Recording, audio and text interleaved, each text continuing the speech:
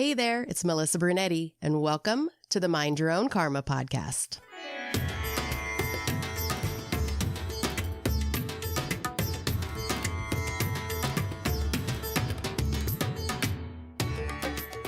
Hey there, Karma Crew. Thanks for joining me for this episode of Mind Your Own Karma, the Adoption Chronicles.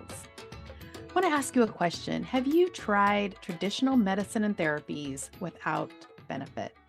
You know, I have been in the medical field for over 30 years doing ultrasound and increasingly seeing patients that have multiple tests, have spent tons of money and time trying to find what is causing the dis-ease in their body that they're feeling, only to go back to their doctor and their doctor says, I got nothing. I don't know. That can be so frustrating. I have been there. And even as an adoptee, talk therapy. As an adoptee for myself, that has helped me tremendously in the past. And it's very helpful, but I still had some roots that were still down beneath the surface that needed to be taken care of. It just wasn't the whole combination to my healing process. So today, I just want to ask you, why not be curious about other more holistic modalities if you still feel like there's something there beneath the surface like I did? Well, let me introduce you to Dr. Orr. Dr. Orr entered the world of energy medicine at 18 as she was searching for ways to release her excessive fears and phobias. After studying and fine-tuning her skills and at the same time becoming an unofficial adoptive mama herself, she opened her private practice as an energy intuitive. With a specialty in recognizing and correcting energy patterns, Dr. Orr has helped struggling adult adoptees, as well as adoptive moms, in listening to their inner knowing as they search to fill an unknown void. With a PhD in natural medicine, Dr. Orr practices quantum medicine work with clients one-on-one, in group settings and workshops, from distant healing to guiding clients to do their own energy work and get to know their biological truths. She does this by teaching, speaking, sharing, and allowing her clients the space to explore their own knowing and purpose. Get ready to open your mind and be curious about how your energy pattern may be affecting you and your health and what you can do about it. Here is my interview with Dr. Orr. So we are welcoming Dr. Orr to the show today. Hi, Dr. Orr. Hi, thank you for having me, Melissa. Yeah, so I love talking about alternative healing methods and how those methods help adoptees and even those affected by adoption in any way. They've just shown to be super effective. Um, and I always say, my guests and people that listen always hear me say that I think everybody has kind of a unique healing combination, and you just kind of have to figure out what that combination is. And sometimes it involves traditional medicine as well as, holistic or alternative stuff. But, I feel like traditional medicine is more of, take this pill and so you don't feel what's going on inside, instead of dealing with the root problem, it's still there. And for adoptees, since our trauma is pre-verbal and we don't have that fight or flight because we can't, that energy goes somewhere, it doesn't just dissolve into thin air, it goes somewhere and that gets stored in our bodies and, can cause a lot of problems down the road. Um, they might be helpful at the time, but later down the road, when you get to be an adult and you're still running those, scenarios in your mind, it's not very helpful. But those are just some of my thoughts about that. But let's talk about what you've experienced and what's helped you and how what you do can help adoptees and Constellation members with their healing process. So I just wanted to ask, you said that you became curious about energy medicine at the age of 18. What is energy medicine? Because I think some people probably don't know what energy medicine is.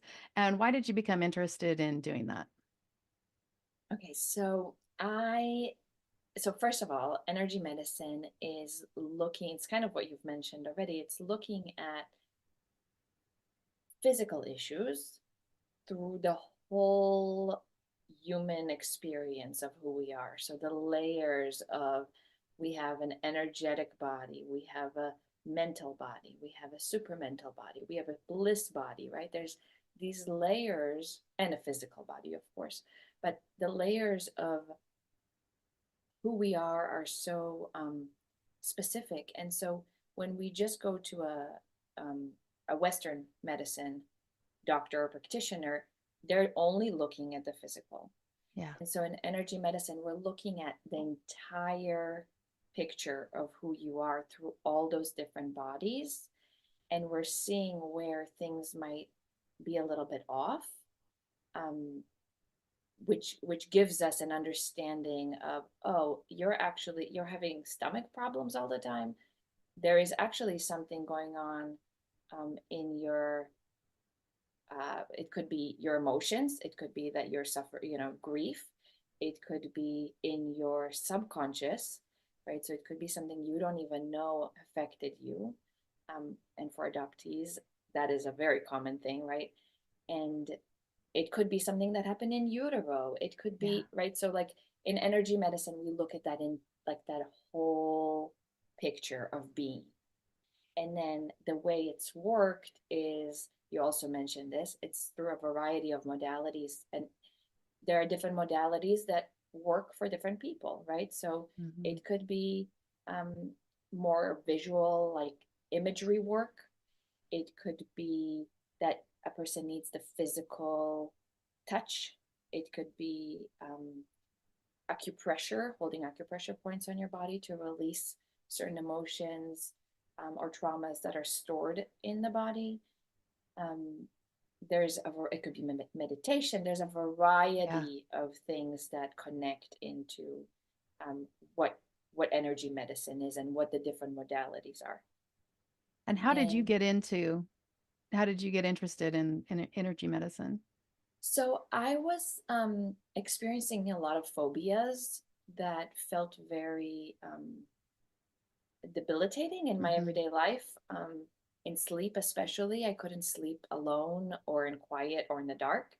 So I would run the TV, I would have the lights on, and it was kind of a problem because I lived alone. Um, and I was living in New York, and I was having a really hard time being out, like on the subway and commuting. I felt like I was going to get attacked, like somebody was going to attack me. And so I met this woman who, she was my boyfriend's mom, actually. And so she took me in, and she kind of like, just kind of like dove me into to energy work, which I didn't know anything about. She just kind of went, okay, let's try this thing. Like, do this, hold this point, feel this feeling. And I was like, what are we doing?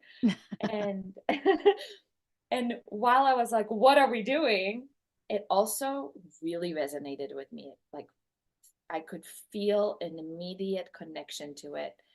I could feel an immediate connection to myself and my experiences that I didn't have words for. And as someone who had a hard time articulating what I was feeling, feelings were really big. Have always been really big for me, a really big part of my experience of who I am, right? I could be very connected to my feelings, but I couldn't express what those feelings were. And so to have some tools of going in and feeling my feelings and learning how to process them and feel where they're stored in my body and know that they are coming. Some of those feelings didn't even belong to me, right? They're like generational. They're generational, not even within my physical bloodline, but within my religion, my culture, right? My environment.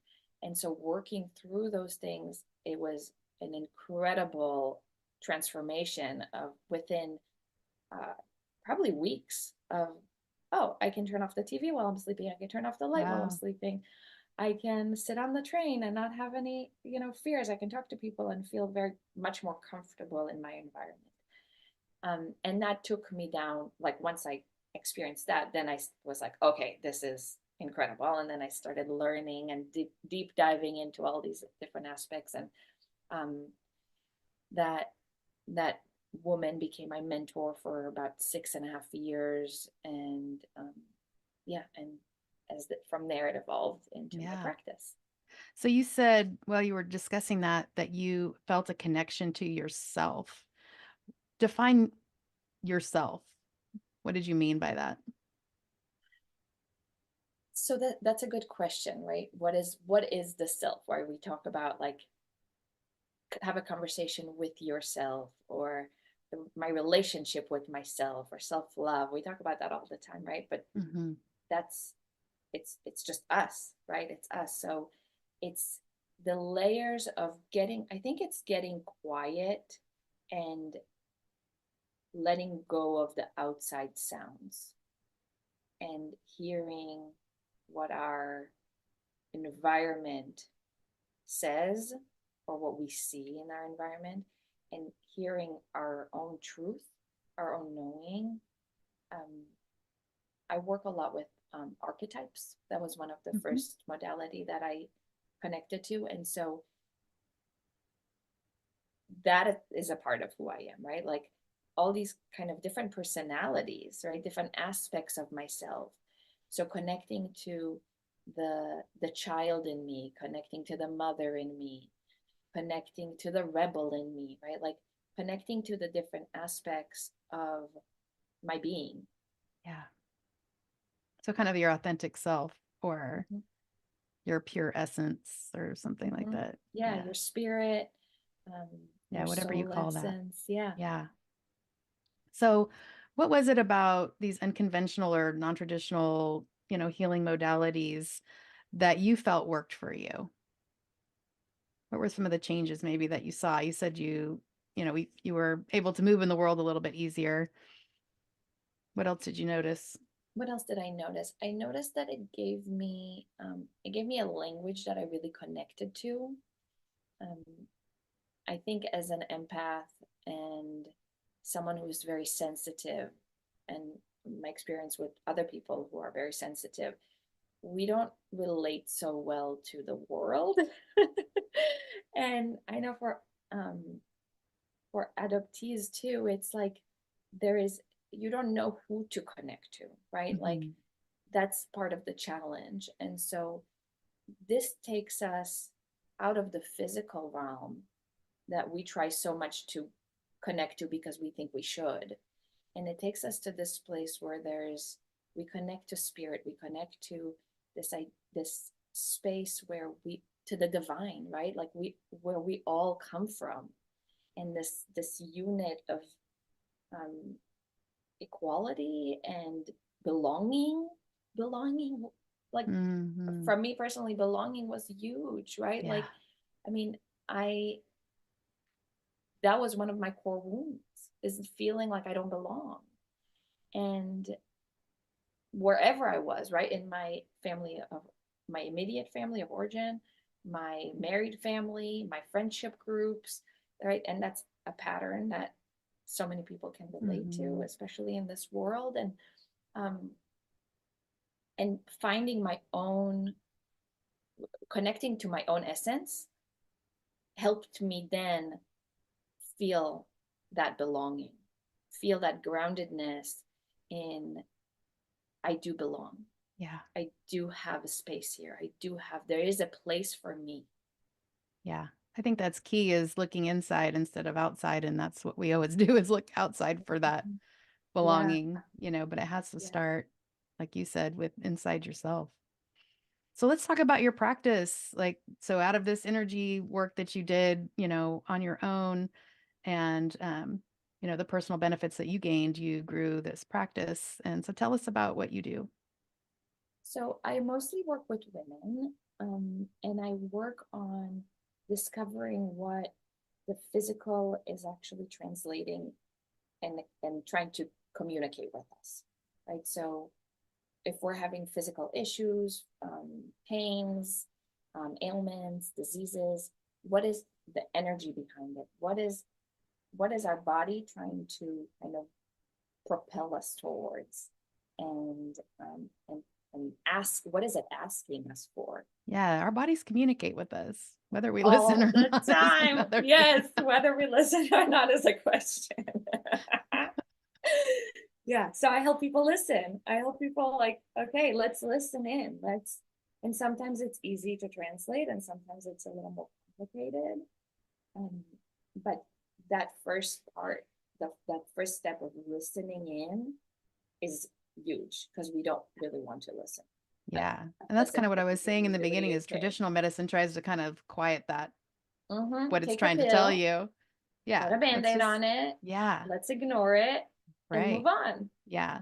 So what role would you say traditional medicine has, if any, when working with you? Does traditional medicine have a place? Yeah, of course. I mean, it's important when it comes to things that are, you know, you have a broken arm, you have to go get a cast, right? Like you have uh, cancer, you need to go in for treatment, right? I'm not against Mhm. treatment whatsoever. Um, this work is in addition and preliminary, right? Mhm. So it needs to be, it's almost like a lifestyle, right? Because or a preliminary to going in for those treatments. It's discovering what caused it. So there is the idea of downward causation. So our consciousness is creating our reality. So if there's already a, if our consciousness has already created something that's come into physical manifestation, like a broken leg or a tumor or period problems or infertility, it's already here. Mhm. So the work is in finding what that subconscious pattern, that energy pattern that created it is, right? Where it came from. Sometimes we need to know that, sometimes we don't. And but hearing that, what is that belief that we're holding? And then working with that belief, right? Kind of untwisting it Yeah. and doubting it, sometimes questioning it, and coming up with a new one, right? Right. Reconditioning ourselves to believing in something that is true for us and true in its divine frequency, and then bringing that in. And then sometimes there is a quick instantaneous healing. Yeah. I've seen that happen. Mhm. Sometimes it takes a little longer, but the body does heal itself, Yes. right? We generate healing. So sometimes it just, it happens over time, the recovery. And sometimes it's, okay, now I can go in to a Western doctor and it's going to be effective. What they do is going to help me because I've worked on the core Yeah. of the problem, the root, Mm. like you said, the root cause of why this is even happening. Yeah. And that's the other thing I think traditional medicine has taught us, to get that quick fix. And so we expect it when, like you said, some of this stuff could even be from the womb. And so how many layers have you built around that to kind of protect, that belief over the years? And so when working with you or I, in what we do, sometimes it comes off in layers, and it can feel so gentle, and you don't feel that huge shift a lot of times. So you think it's not working until you check in and you notice, oh yeah, I don't have that period problem anymore, or whatever it is. It's like, oh yeah, Yes. it just happens so naturally, um, that you don't even notice it sometimes. Yes. And So it's you do nice work when with you're women. Go working ahead. with someone and they can remind you and then go, oh, you Hmm. know that a month ago when you brought this up, this was not easy for you. And Right. now you're just talking about it like, oh, la di Yeah. da. Yeah. Right. That's crazy. So you mentioned that you work with women, and on your website I was looking, and you work with, PMS or cycle problems, infertility. Tell us about that. How do you tap into that energy? I'm trying to figure out, how do you read people's energy? Like, Yes. how does this Yes, work? yes, Okay, yes. so tell Yeah. us. So I read people's energy. I tap into wherever I need to. Um, and then I muscle test and I can sense it, I can feel it, and sometimes see it. I don't really see colors or auras, but I can see it if I'm going in and deliberately looking. Um, and our our reproductive system, our it's that is the energy of who we are as women, and our uterus holds immense power. And so working with women there, they really find their truth there. They and in the I mean, in our culture, there's so much around that is just like shut down, shut down, shut down, shut Yeah. down. Take a birth control, shut it down, shut it down, shut it down, right? Like, don't go there. Don't connect to that. And as females, that's who we are. It's a huge part of who we are. So yeah, that's it. When I'm working with women on that, a lot of it is discovering their own what being female means to them, right? Not what it is culturally, and let me fit into that. But I think when we own our own femininity and our own masculinity too, right? Because we're human, so we have a little bit of that and a little bit of that, or a lot more of this and a little bit less than that. When we tap into it and then we connect our own personality with it, then we're actually shifting. We talk so much, like there's so much about like the norms and the whatever, what is culturally now accepted and what's not. We can actually shift the societal expectations by owning the fact that we are who we are and bringing that in without trying to change who we are to fit into society's that sounds like adoptees right there, like trying to shift and change to fit into the new reality and family and things like that. And then society is, we're constantly trying to educate because there's so much, there's a storyline out there that not necessarily the truth, so we're always fighting against that. So you have worked with adoptees. Yes, I know. Right? Yeah. I don't know. I just feel like people don't want to know the truth a lot of times, they just don't want to hear it. They want to keep that Disneyland. Oh, this is, that was so great. But you have worked with adoptees. So what have you seen in adoptees when reading their energy? What are some of the common things that you're seeing? So I think the most common thing that I see is that big hole of like, I'm trying to fill this and nothing I'm doing is working. Like, I'm trying to fill this emptiness.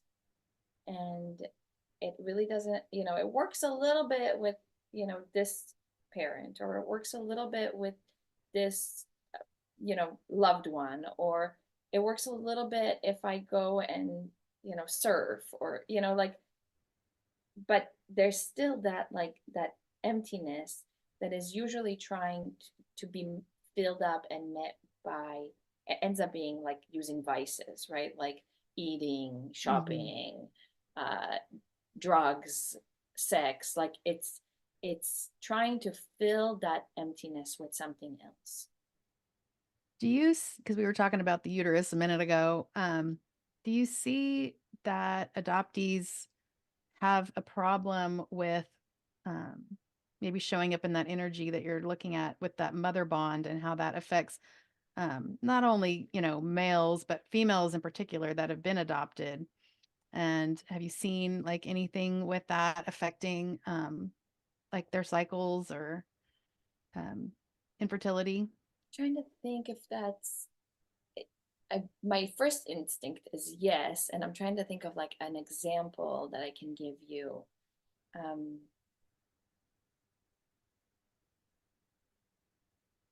I think it's the lack of it's if you imagine the uterus, so the uterus is an energy, right? And then what we do is we have cords, right? We have cords that we connect, some are good cords, love cords, and some are kind of dirty, yucky cords. And so if you've gone your whole life trying to connect these cords to different places to see what catches and what feeds you correctly, right?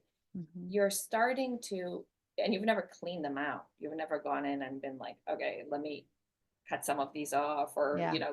do a little washing. It's, those cords are still feeding you, right? So there's like cruddy energy coming in from all the places that you've tried to attach yourself to. Mm-hmm. And that can come up for women in sexual, for women specifically through sexual abuse, whether it's happened to them or they've self-inflicted it. And sexual abuse doesn't need to be dramatic, right? It doesn't have to mean like you something super intense. It could be that you just didn't honor your body in the way that you needed to be honored, or respect your body in the way you needed to be respected. And so you you were just trying out wherever you could, you're just looking for love. Yeah. You're looking for what not even feels love, good. it's Yeah. connection. Mm-hmm. You're looking for that, right? So how does that affect your uterus, right? It could be crampy, it can be bloated, it can be that you're gushing every time you have your period. It could be actually the opposite. It could be that you have missed periods because you're holding on so tight because now you're in so much fear. Yeah. Wow. How do you work with someone that maybe has had a hysterectomy? I mean, how does that affect? So it's very similar, because we still have that energetic uterus is still there. Okay. So I still work with, I actually have several clients who've had a hysterectomy, and it's still there. I actually have worked with I have a gay male client, and we've also worked with his energetic uterus. His female energy. Yeah. Yes. Yeah. So energy is just, it's incredible how when you start seeing it, how it shows up. Yeah, it's so cool. Interesting. How do you approach, because you probably do kind of an intake when you get a client, how do you approach medical history when you're talking with an adoptive client that's has, a closed record and unknown biology? Yeah, so that's a very interesting question, because so much of Western medicine, right, is based on, tell us your history, right? We pay so much attention to genetics. And part of the difference in doing energy work, and you probably have experienced this with your clients too, it's looking at the person as who they are today, right? And yes, the past definitely has a huge influence, but I look more at epigenetics, so how our environment has actually changed our being and our physiology. Yeah. And that has a much bigger influence, because it's like our genes are there, right, from our blood parents, our biological parents, but they're switches. They're switches all over. And so our environment and our experience of our environment is actually when the switch goes on and off. And so that's more important when I work with somebody than, has your biological parent has cancer or high blood pressure, or Yeah. it's much more important. And also the people you grew up around influence you so much more than your DNA. I mean, your DNA has a huge impact, right? There's like studies that show you put DNA on the East Coast and DNA on the West Coast, and you change the East Coast one and the West Coast one changes as well. So that's part of how energy work can also be supportive, is because energy is non-local. I actually don't need to know the person's biological parents in order to tap into that energy. And to, if if there needs to be, and I've done that work as well. It's called, so that's called surrogate work, when you're doing work on behalf of someone else. Mm-hmm. So tapping into that person's energy and going, do I have permission to read you? Yeah. And you get a very clear yes or no most of the time. And so when it's a clear yes, you can go in and you can work on the behalf of the biological parent. You can work during the birth experience. And it's amazing the things that come up and the healing that is available there. Right. And my work with somatic mindful guided imagery, it's like you're going to remember what you need to remember, whether it's from a past life, even, or from the womb. You know, in my journeys, I've gone back to the womb and had tremendous healing from that. But what you need to remember or to heal, it'll come up because that's stored in your essence and in your soul, if you don't want to call it that. All that information's in there. And so if you can just tap into it, it doesn't matter if you remember it or not, your body remembers it. So yeah, that's cool. Exactly. So how did you discover that you could read these energy patterns? Was it just from that lady or mentor? Did you, like, as a child, did you realize that you had some gift of doing that? As a child, I didn't really realize that. I was looking back, I can see, you know, like my sensitivity level and my ability to kind of like see things in I want to use like the word clear, like a clear way. Like I could see different people, like, you know, not right or wrong, right? But like to see everybody's experience through with clarity. But as a child, I never felt, you know, there was never like anything that told me like, oh, this is, you have these abilities. I never felt that way. But looking back, I can see it. Mm-hmm. I learned how to, I I think that my mentor taught me how to open up those channels for myself so that I could, and that it was available to me to go in and see it. And once I had that kind of opening, like, oh, welcome in to this world, then it was like, oh my God, yeah, I can do that. Oh, that's very natural and very easy. Mm-hmm. Yeah. Yeah. So what are some of the ways, I mean, I guess recognizing the root cause that we were talking about is, you know, part of the healing process. After you recognize the root, is that it? Like, is something else you need to do after that with what you do, or how do you work with it from there? Recognizing it is it is actually a really big step, right? Awareness. I like using awareness, acceptance, action, right? So once you realize it just that on its own, and you speak it out loud, it's like, it's amazing the changes that could happen. I had a client who for a year she had vaginal itching and she didn't tell me about it. And then she told me about it and we had like a 10-minute work with it. And the next week she got on the phone. She was like, I haven't had itching all week. Oh my God. She hasn't mentioned it since. It's crazy. But just the ability to speak it, right? To bring awareness to it, to bring awareness to the challenges is huge. It is really big. And then accepting it, right? So not yet trying to even change it and seeing it. Yeah, you know, I mean, like I feel like so we're much speaking the what same my language. work is too. Yes, yes. Yeah, it's seeing it. It's accepting it for what it is without judgment, without trying to push, move, navigate, like Yes. yeah, be in it, pause, breathe, feeling. Oh my gosh. So I do a lot of acupressure, point holding. So feeling into like the organ that whatever is going on is connected with, and you probably do that in your work as well. And holding your forehead at the same time activates the emotion out of your body. Mm-hmm. So even, you know, visualizing and feeling into what you're feeling, it helps it move. And then once you've done that, then you can take the action, right? Then you can have a little more, you have clarity, you're in a more focused space, and then you can take some action. You can come up with a plan.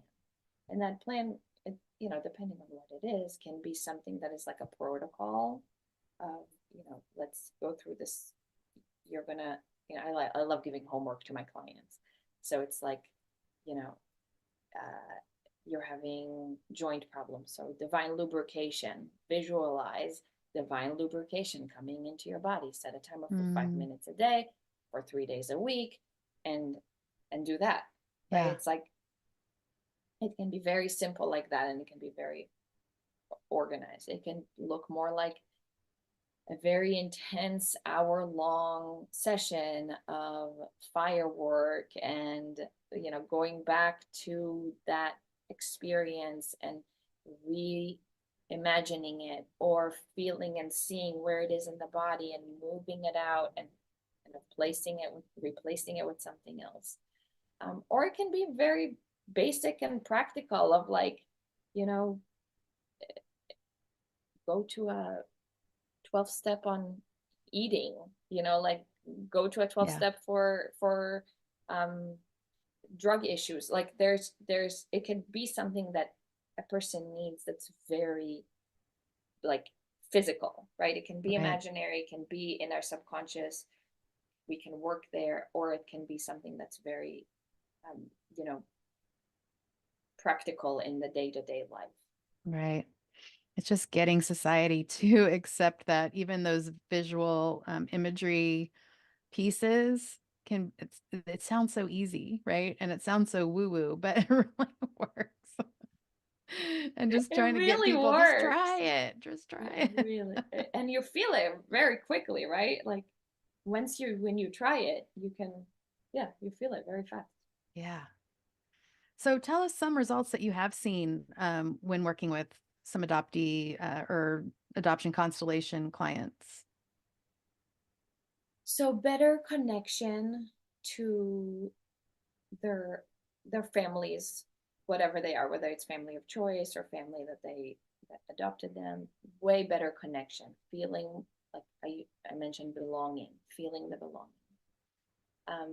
Reducing the addictions. So reducing whether it's food or drugs or alcohol, um, being able to go into recovery and to notice how those vices are really trying to fill that void. I think those are those are like really big, like overall. And then also with moms, um, who the moms who adopted the children, um, having them feel more complete, or having them feel less of that, because for moms, actually one of the biggest things is breast cancer or issues with the breasts, because they're so connected to if the mom adopted because she couldn't have children, for example, right? So there's such a huge connection there, of the nurturing and the giving and like the energetic, and I'm doing air quotes for those who can't see me, the energetic, like inability to nurture, which is just not true. In that way. Yeah. Yeah. But physically the body believes that, right? Like I'm not able to nurture. And so that affects the breasts. And so seeing the changes in women, to accept their own ability to nurture, and to stop, that translates to stop over giving or enabling, and then taking care of themselves. And when we take care of ourselves, our children have the freedom to live their lives, and they don't feel so like boggled down by us trying to like control, right? Because that's the other side. It's like when you're feeling like you can't do something, then you go into like that overdrive, which ends up being very controlling, and that's very challenging for kids, especially like when they enter that teenage space, and they're regardless of what family they're in, they're trying to figure out who the heck they are and how to live their lives and what their individualism means. And as parents, our biggest thing that we could do for them is to give them space. And if you're and when you don't feel that bond, and this is, I'm also speaking from my personal experience raising two kids who I didn't birth, that is so hard because that bond doesn't feel as natural, right? Mm-hmm. It's, we can tell ourselves all day long that it's natural and that we love these, like, of course we do, but when we come back to nature, right, like we come back to biology, it's not a natural cord. It's a cord that we've created, we've put in, we've, by choice. It makes it stronger in a different way, right? But it's, we still have the fear that it's gonna go, that at any point it could break, or at any point it could detach. And so we're trying even harder, and that actually makes it harder for them to connect with us and for us to connect with them. Yeah. So I wonder with your space. Yeah. I wonder, have you worked with any birth mothers that have given their child up for adoption? I'm just wondering. With birth mothers who've given that? No, I haven't. Because that would be some work, I think. Yes. That I have not done, and That I would would be be interesting. happy to. Yeah. Yeah. So what does a session look like with you? Where do you start? Like a first session, what does it look like? So it depends. Sometimes people will come to me with a very specific thing that they want to work on, and then I'll kind of do like a general read or a general scan and go in, okay, so I know that you want to work on this issue. Let me kind of check where, I'll check, where are we in your body? Where is this? Okay, this is happening in your small intestine. So let's just start with holding your small intestine, your forehead, and tell me what comes up, right? And then it evolves from there. And from there we'll see what, sometimes it's a person, it's actually very surprising how quickly people, once they have the space to do this work in, they're very quick to go, oh yeah, I actually feel that. Oh yeah, oh, this memory is coming up. It's amazing. It's funny how once you become curious about something and stop the resistance of that, this is crazy or this isn't going to work, that it works. Yeah. Yes. Yeah. Who is your ideal client? Like, who would be your ideal client and who would benefit the most from working with you? Oh, I think people who want more meaning, people who are looking to be the better parents, better members of society by taking care of themselves, by paying attention to what are their needs, what are their and how to meet those needs for themselves, who want to really, who are ready to learn that and ready to take responsibility. I think that's a huge part, right? Like self-responsibility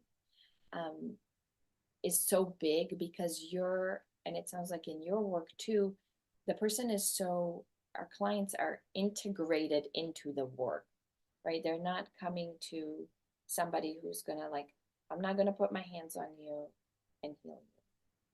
I'm not going to, I'm not gonna like just do something for you so that you feel better.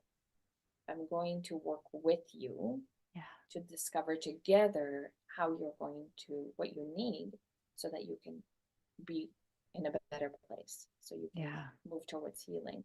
And it's a together practice, and you have to show up. So I guess my ideal client is somebody who is willing to do the work, who wants to show up for themselves. It doesn't just want somebody to like wave their wand or sprinkle their fairy. I will use my fairy dust. Yeah. Well, see, but that's what we learned from traditional medicine, right?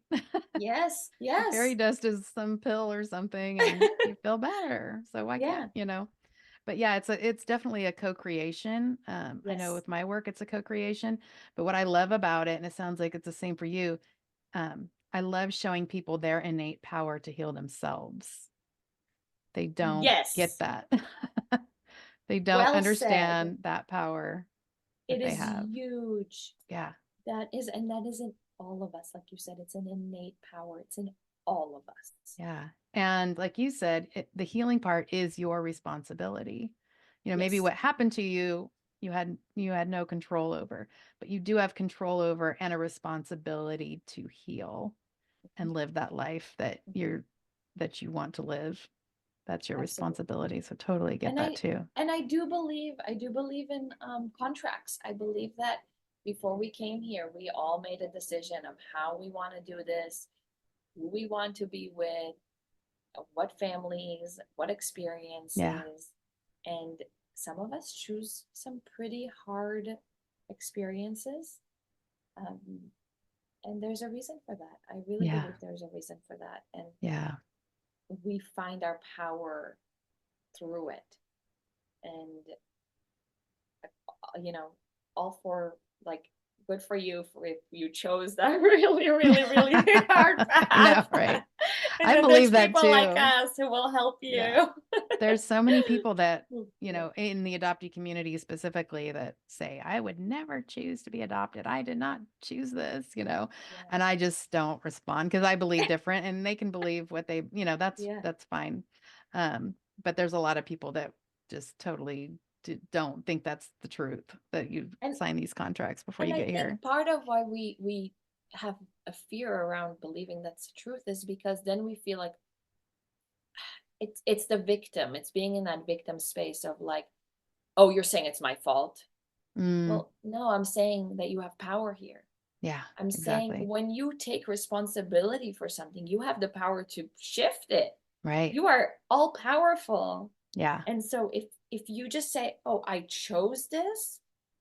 I get to I get to do something about Yeah. this." It's it is so empowering then Yeah. to move through life that way, right? Yeah. Rather than Change your like mindset. Yeah, somebody put me definitely. in this position and I would have never chosen this. Right. Yeah. Do you ever get clients that, and some of them that are so blown away by what's coming up for them in a session that it's overwhelming to them and it actually Yes. scares them? Yes. Yeah. And sometimes it looks like sometimes I can feel that it's coming so that I'll be a little gentler. Sometimes I can't help Yeah. myself. And it can sometimes they're very honest and they'll be like, okay, I need a second. Like that was a lot. Let me process this. Hmm. Sometimes there's resistance and they're like, they'll either change the subject or, just you can Yeah. really tell they weren't ready to go there. I've had a client um, kind of fire me after many, many, many, many, many years of working together Oh my um, gosh. because it was just too much. What I said was too much. And, it's, Yeah. yeah. And that's okay too. That's okay Yeah. too. Sometimes it does take time to process what's been revealed to you, and to actually let that heal a little bit before you're ready to peel the next layer. Yes. Um, so I think if you ask most people if they want to heal, of course they would say, well, yeah, Hmm. you know, but in my opinion and experience, that journey can be pretty overwhelming a lot of times. Um, and like I said, we're not just giving you a pill to cover it up. So I think people are still looking for that immediate, feel good. How do you help people work through that feeling of that it might take time to unpeel this onion? I think I am gentle in my ways. Um, and there are some people who want to rush, and so then I'll slow them down and kind of explain that, like, okay, let's take this one step at a time. Yeah. Um, and for those people, I like to have them set their own goals and then bring them back to that, goal, because a lot of the time when you're doing this kind of work, so much other stuff comes up. And so if we have something specific that they're working towards, then it's easier for me to then just be like, okay, just a second, we can come back to those other things, but you've asked me to focus on this thing, so let's stay focused on this thing. And then Mm-hmm. when we do that, they can see their own results quicker, because we're we're we're pinpointing to something specific. But what I've noticed is actually people prefer to go slower in a way, and kind of like you said, with the layers of the onion, like slow, like peel the layers Yeah. slowly, Yeah. Because because it sometimes is if they come to you with, I want to deal with this issue. Sometimes there's a few other layers that need to come off before you can get to that issue, yeah, of course. And I feel like, you know, um, inside of us, we know what those steps are to get Mm-hmm. to that spot that we want to get to. And sometimes it is kind of going around a different way, but eventually it'll get there. Yeah, and there are people who come and because our first session had, they thought they were getting one thing, I'm gonna heal my arthritis, and we worked on something that is, like you're saying, the steps to it. Yeah. Yep. And then they're like, oh, well, I didn't feel any, I felt something change, but I'm still having stiffness, so I'm not going back. Some people expect this like Yes. immediacy of Mm-hmm. like, Yeah. Of feeling some change. yeah. What do you say to people that are actually afraid to heal and want to stay in that long-term suffering spot? Not much. What can you say, right? You want to stay there. Yeah, I think it's like, it's just kind of like listening. Because some people just really need to be heard. Yeah. And meeting people where they are at is important. Um, I've had people who, have been in that state, and I noticed that they weren't coming out of it Mm. after a while, and I've let them go. I've said, Mm-hmm. this is not going anywhere. You'd be better off going to talk therapy or doing something else that, kind of meets you where you're at, and Yeah. guiding them I've in that heard direction. of people that, say, I've tried everything and nothing ever works for me. And it's like, well, probably nothing's going to work for you because Yeah, it's already that it's program your in your brain mindset. that nothing's going to Yeah, work for you. yeah, So of let's not course. think that way anymore. Yeah. Kind of in closing, what would you like struggling adoptees and others in the adoption triad to know? Ooh, I was thinking about that, and now I know what I want them to know. Well, I think it's part of what we just said. So the choice. I think that is such a big thing, right? Taking responsibility and owning that we all choose our path. We all choose why we're here. And there is something really incredible. One of the archetypes, I was, playing with like the theme, and I've noticed that different people or groups of people have similar archetypes. Like women specifically with chronic health problems seem to have the mystic archetype Mm-hmm. on their chart. And the archetype that came up for um, adoptees is the liberator or the Messiah, No, wow. which is such a powerful archetype, right? Those are such Messiah, liberator, they're such powerful archetypes. And archetypes have shadow and light, right? And essentially they're neutral, right? It's all how we look at them and how we play with them and how we experiencing them. Those archetypes have the potential to free you or your environment, your community from the roots that hold some people down, right? You have the Mm-hmm. space to go free, to liberate from previous generations, from previous beliefs, conditioning, So I think that I think what I love people to take away from this is taking responsibility for your experience, and then playing with the idea of what is you being a liberator in your life look like. Mm. How does that add, like having that frequency of liberation, what does that feel and look like when you add that into your world? Do you do these charts? Do you offer that? Yeah. That's awesome. I might do that. I'd be happy to do your chart. So if someone wants to work with you, how do they find you, more about you and all that stuff? Do you have a website? Yeah, so my website is quantumdror.com. And I'm also on Instagram a little bit as quantumdror. And I offer one-on-one sessions. I also offer some group classes through my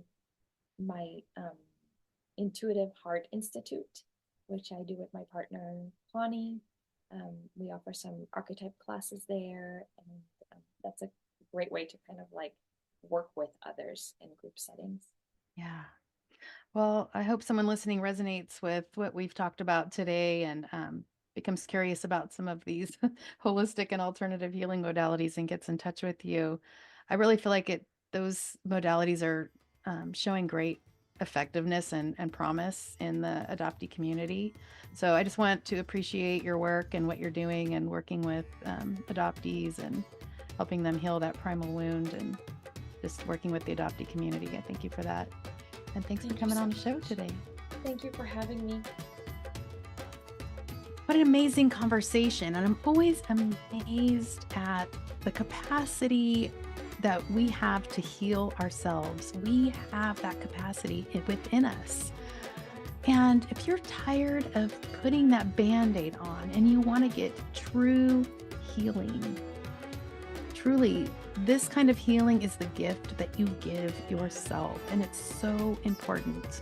And I'm talking to females now too. If you are having problems with PMS, your cycles, infertility, please get in touch with Dr. Orr, go to her website and see what she is doing and the results that she's getting. You can get in touch with her there. The link to her website and other social media is in the show notes.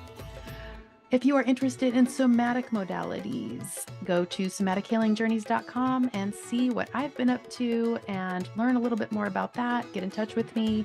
We do free 15-minute discovery calls to see if it's right for you. As always, take what you need and leave what you don't. And always remember to mind your own karma. And I'll see you next time.